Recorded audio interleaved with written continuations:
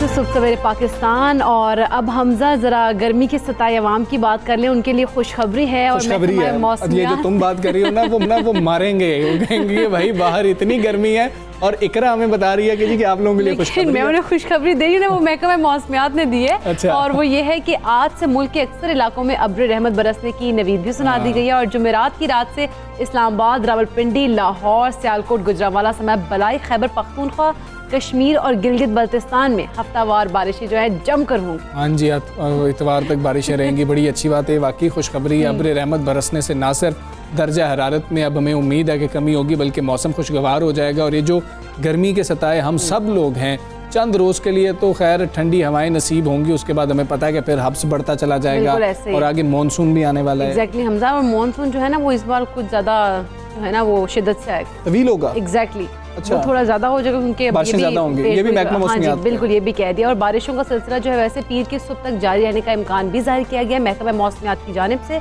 और ये भी कहा गया है कि जुम्मे की रात से पीर की सुबह तक इस्लामाबाद, रावलपिंडी और जो दीगर शहर है, इनके अलावा जो खैबर पख्तूनख्वा है, कश्मीर है, गिलगित बल्तिस्तान है, यहाँ पर बारिशों का जो है इम्कान वो ज़्यादा है। मुल्क के जो बाकी इलाके हैं वहाँ पर मौसम खुश्क रहेगा। और हम बात करते हैं इसी हवाले से कि वाकई ये जो बातें हम तक पहुँची, खबरें हम तक पहुँची हैं, ये दुरुस्त हैं। ज़हीर अहमद बाबर साहब हमारे साथ मौजूद हैं, डायरेक्टर महकमा मौसमियात हैं। ज़हीर बाबर साहब अस्सलाम वालेकुम, गुड मॉर्निंग सर।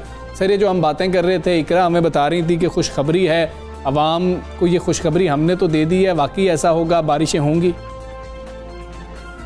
जी बिल्कुल, फ्राइडे नाइट से जो है जुमे की रात से अच्छा। आज जो है मुल्क के ज्यादातर हिस्सों में मौसम जो है वो खुश्क और गर्मी होगा, शदीद गर्म होगा। खासतौर पर मैदानी इलाकों में आज भी दिन के वक्त जो है वो शदीद गर्मी पड़ेगी, लेकिन कल से जो है वो रिलीफ मिलना शुरू हो जाएगा। और अच्छा। फ्राइडे नाइट से जुमे की रात से जो है वो बादल वगैरह और बारिश का इम्कान है। दूसरे जो मुल्क के बालाई हिस्से हैं, पंजाब के बालाई हिस्से, के बालाई हिस्से, कश्मीर, गिलगित बल्तिस्तान, यहाँ पे जो है वो बारिशें का इम्कान है। दूसरा सैटरडे नाइट, हफ्ते की रात, इतवार की सुबह जो है, वीकेंड जो है वो काफ़ी अच्छा हो जाएगा और दर्जा हरारत जो है काफ़ी हद तक जो है वो गिर जाएंगे। अच्छा ज़हीर साहब, इस बारे भी कहिएगा क्योंकि मानसून का कहा जा रहा है कि सीज़न इस बार तवील होगा, तो क्या ये वाकई तवील होने का इम्कान है? मानसून जो है वो पाकिस्तान में यूजुअली जून के एंड में और जुलाई के फर्स्ट वीक से जो है वो मानसून का ऑनसेट होता है। और फिर ग्रेजुअली ये सितंबर तक जो है वो मानसून रेनफॉल जो है वो ऑन एंड ऑफ जो है वो जारी रहती हैं। तो इस साल भी जो फिलहाल जो इनिशियल एनालिसिस हैं उसके मुताबिक तो जो मानसून है वो नॉर्मल पैटर्न के मुताबिक ही होगा। और अच्छा। लेकिन जो एनॉमलीज जो हैं वो मानसून के अंदर वो होती हैं, यानी कि शदीद बारिशें कहीं ना कहीं जो है वो हर साल वो हम एक्सपेक्ट करते हैं। मानसून बारिशों का क्राइटेरिया और मानसून बारिशों की खासियत है कि वो अचानक तेज़ बारिशें होती हैं, फिर उसके बाद एक खुश्क हो जाता है, हब्स का मौसम आता है और उसके बाद फिर जो है वो शदीद बारिश और इस तरह हवाएं, आंधी वगैरह जो है वो होती है। मानसून का क्राइटेरिया है और इस साल भी उम्मीद है कि यही फॉलो होगा। ठीक है ज़हीर बाबर साहब, हमें ये भी बताइएगा, अब हम देख रहे हैं कि अचानक से गर्मी हो गई, सब एक दूसरे से सवाल करें यार आज तो बहुत ज़्यादा गर्मी है, आज तो बहुत ज़्यादा गर्मी है। ये अचानक से जो गर्मी वाला कॉन्सेप्ट है, क्या जब हम पहले बात कर रहे थे, आपसे भी बात हो रही थी कि मई नहीं लग रहा था, मई में लग रहा था कि मौसम खासा बेहतर है, तो लेकिन अब जून वाला ही जून आया, लेकिन हमें आदत नहीं पड़ी थी, इसलिए अचानक लग रहा है। देखिए, मई और जून जो है वो हमारे यहाँ शदीद गर्म मौसम होते हैं और इस वक्त जो है हम जून से गुजर रहे हैं जो कि पीक समर सीजन है। पीक समर सीजन को हम क्रॉस कर रहे हैं। इसके बाद फिर rainfall spells on end of शुरू हो जाएंगे, वो ह्यूमिडिटी इंक्रीज कर जाएगी। और लेकिन जब बारिशें शुरू हो जाती हैं और ह्यूमिडिटी इंक्रीज करती है तो उस वक्त टेम्परेचर थोड़े से गिर जाते हैं, लेकिन जो दर्जा हरारत का फील लाइक इफेक्ट है वो हमें ज़्यादा महसूस होना शुरू हो जाता है। दर्जा हरारत हमें ज़्यादा महसूस होता है क्योंकि हमारी जो बॉडी जो है वो कूल नहीं कर रही होती है और कूलिंग फिनोमेना जो है बॉडी का कम काम कर रहा होता है, जिसकी वजह से हमें फील लाइक टेम्परेचर जो है वो ज़्यादा होता है। आजकल भी इसी तरह दर्जा हरारत ज़्यादा भी हुआ है, थोड़ा सा ह्यूमिडिटी भी ज़्यादा है, जिसकी वजह से हमें फील लाइक टेम्परेचर जो है वो ज़्यादा महसूस हो रहा है, लेकिन एक आध दिन बाद इंशाल्लाह रिलीज मिल जाएगा। अच्छा ज़हीर अहमद साहब, ये भी कहिएगा क्योंकि मौसमियाती तब्दीली देखी जाए तो बहुत ज़्यादा चेंजिंग्स आ रही हैं। सर्दियों में देखा जाए तो सर्दी की शिद्दत में ज़्यादा इजाफा हुआ है, गर्मी की बात की जाए तो गर्मी भी शिद्दत से आई है, क्या वजह है इसकी? देखिए, क्लाइमेटिक चेंजेस जो हैं वो हमारे यहाँ जो है वो हम इससे गुजर रहे हैं। ठीक है। और क्लाइमेटिक चेंजेस जो हैं वो हम एक्सपीरियंस भी कर रहे हैं। तो ये ऑन एंड ऑफ जो है वो फ्रीक्वेंटली जो है हम कभी इंटेंसिटी ऑफ रेनफॉल इंक्रीज कर जाता है, किसी जगह पे टेम्परेचर्स जो है वो फ्लक्चुएट कर जाते हैं, तो हम लोगों को इसको अडेप्ट करना पड़ेगा, इसके साथ गुजारा करना पड़ेगा और अपनी जो वे ऑफ लाइफ है या स्टाइल है उसको उसके मुताबिक अडॉप्ट करना पड़ेगा। बिल्कुल ठीक है, उसके मुताबिक अडॉप्ट करना पड़ेगा। ज़हीर अहमद बाबर साहब, आपने हमारी जो खुशखबरी थी ना उसको एक रोज़ के लिए डिले कर दिया, लेकिन वो खुशखबरी बरकरार है। जुमे की रात से बारिशों का सिलसिला जो है वो शुरू हो जाएगा। ज़हीर अहमद बाबर साहब डायरेक्टर महकमा मौसमियात हमारे साथ मौजूद थे। बहुत शुक्रिया, आपने सुबह सवेरे पाकिस्तान ज्वाइन किया और मौसम के हवाले से हमें बताया, तो तुम्हारी खबर बिल्कुल ठीक थी भाई। एक ही दिन का वो जुमे की रात से, मतलब कल की रात से, लेकिन आज गर्म और खुश्क रहेगा। और एक मसला जो कल मुझे भी लगा कि मैंने एक कोताही की है कि जब हम एसी से अचानक बाहर निकलते हैं, बाहर इतनी गर्मी है जिससे आपके सर में दर्द शुरू हो जाता है, तो ये आपने कोताही नहीं करनी है। अगर आप अंदर हैं, बाहर जाते हुए पहले आप देखें कि अपने टेम्परेचर को थोड़ा सा कम होने दें, नॉर्मल होने दें, ताकि आप बाहर जाएं। जब आप अचानक गाड़ी से भी ऐसे निकलते हैं तो इस कोताही की वजह से भी आपकी तबीयत खराब हो सकती है, सर में और दर्द हो इसी सकता तरह हमजा जैसे गर्मी में से भी एकदम ठंड में नहीं जाना चाहिए, ऐसी एसी में दुरुस्त बात फौरन है। नहीं जाके बैठना चाहिए, तब भी सर में दर्द होता है। अब हम आपको अबू धाबी लिए चलते हैं। बिल्कुल, और हमजा अबू धाबी तो लेके चलेंगे, लेकिन सबसे पहले मैं बताऊं कि लाहौर कलंदर्स ने रात को दिल जीत लिया। क्या बात है, लाहौर कलंदर्स ने दिल जीते हैं या पता नहीं इस्लामाबाद यूनाइटेड ने ज़बरदस्ती दिल जो है ना वो जितवा दिए हैं। इस पर तो हम बात करेंगे।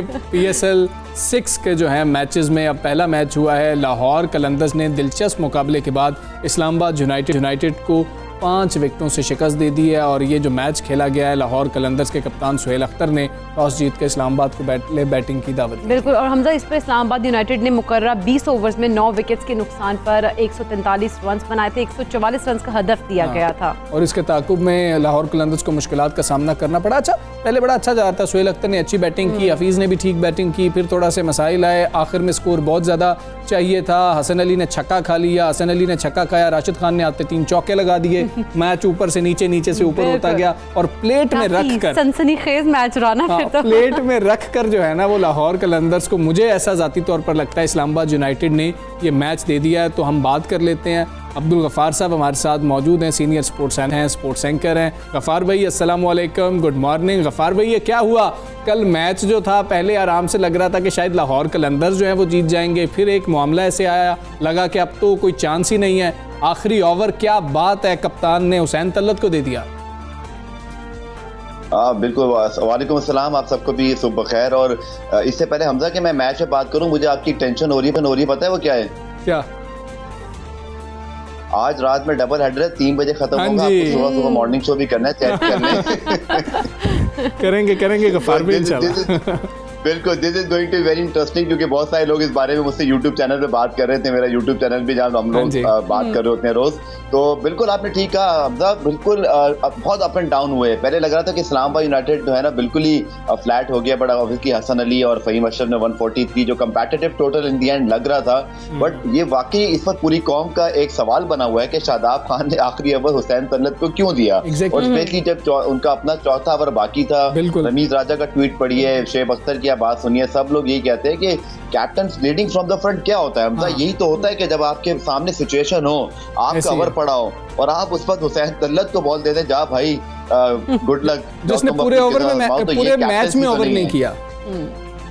एग्जैक्टली, और वो नहीं है जाने जाते अपनी बॉलिंग के लिए, he is a batting allrounder. ठीक है, वो बॉलिंग करते हैं, और लेकिन इस मैच में उन्होंने बॉलिंग नहीं की थी।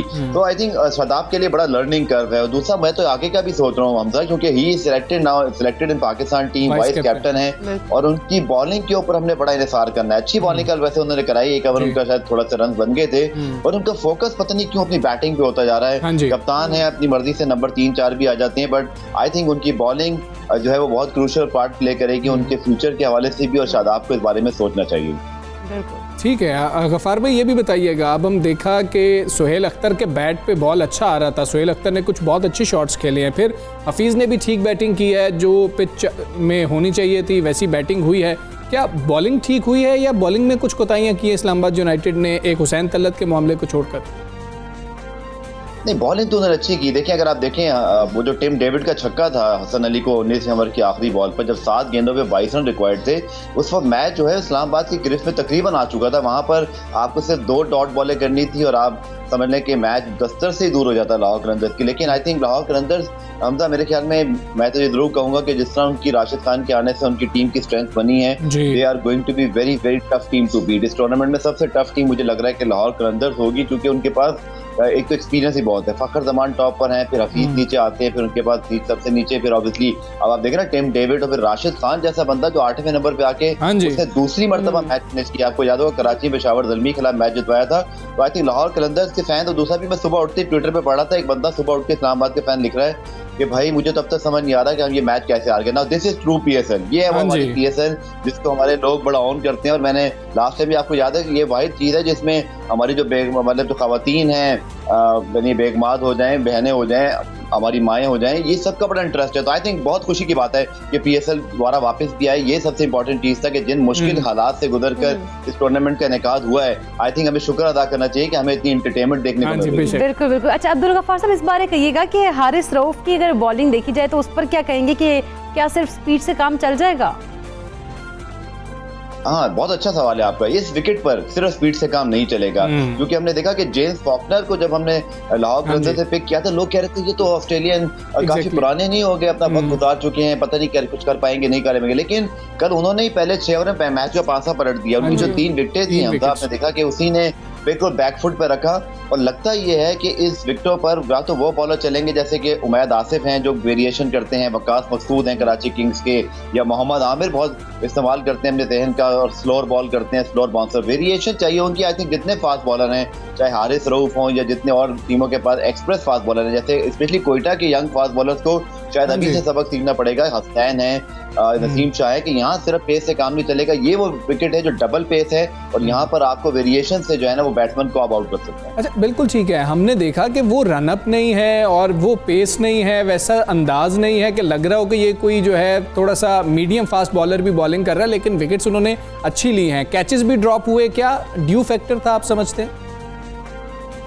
बिल्कुल ड्यू फैक्टर है। जितनी मेरी कुछ साबिक क्रिकेटर से बात हुई, उन्होंने कहा कि यहाँ पर अब ये अजीब मसला है कि स्पिन खेलना भी मुश्किल है, स्पिन कराना भी मुश्किल है, क्योंकि जो फिंगर स्पिनर्स हैं यानी कि जो ऑफ स्पिनर हैं या जो लेफ्ट आर्म ऑफ जो गेंद करेगा स्पिनर, उसको प्रॉब्लम है। रिस्ट स्पिनर जो है ना, जैसे राशिद हैं या जितने लेग स्पिनर हैं, उनके लिए शायद थोड़ा सा बेहतर है फिर भी, बट हफीज हो जाए या शेब मलिक हो जाए या जो भी ऑफ स्पिनर जो रिस्ट जो ऑफिसली फिंगर स्पिनर हैं, उनको यहाँ जरूर प्रॉब्लम होगी। इसलिए आपने देखिएगा कि इस टूर्नामेंट में जैसे जैसे स्पिन फैक्टर बढ़ेगा उतनी प्रॉब्लम भी आएंगी। अच्छे बैट्समैन में हमजा फिर यह कहूँगा, हफीज ने कल साबित किया, सोहेल अख्तर चूंकि आपने उनकी बात की, उसकी वजह यह है कि लाहौर कलंदर्स को मैं इसलिए भी एज दूंगा कि यहाँ पर जो T10 लीग हुई थी उसको जीत गए थे, और लाहौर कलंदर्स या उनके कोच आकिब जावेद को बड़ा एक्सपीरियंस है कि अबू धाबी की विकेटों पर कैसे खेलना है।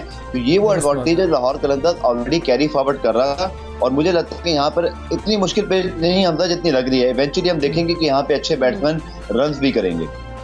बिल्कुल अब्दुल गफ्फार साहब, जिस तरह से हसन अली की अगर बात की जाए तो उनका जो कमबैक है वो अच्छा था, तो आप क्या कहेंगे इस पर?